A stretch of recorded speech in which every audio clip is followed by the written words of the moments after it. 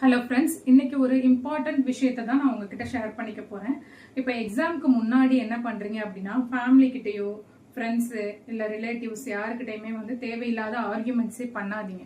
இப்போ நீங்கள் பண்ணாலும் அவங்களே நம்மளை நான் எக்ஸாம் எழுதும் போது எனக்கு பெரிய ஆர்குமெண்ட் ஃபேமிலியில் நடந்தது. ஈவன் நான் எக்ஸாம் நெக்ஸ்ட் வீக் எழுத போகிறேன், கொஞ்சம் எனக்கு கோஆப்ரேட் பண்ணுங்கன்னு நான் சொல்லி கேட்டப்போ கூட நடக்கல. அது ஃபைட் நடந்துக்கிட்டே தான் இருந்தது. ஸோ நம்ம என்ன பண்ணணும் அப்படின்னா, நம்ம கொஞ்சம் கான்சியஸா நம்ம கோவம் வந்தா கூட நம்மளோட கோல் என்ன, நம்ம எக்ஸாம் கண்டிப்பா எழுதணும். நீங்க என்ன சொல்றது, எவ்வளவுதான் நம்ம அவமானப்படுற மாதிரி இருக்கும் அதெல்லாம் மைண்ட் பண்ணிக்காம நீங்க அதை கண்டுக்காதீங்க.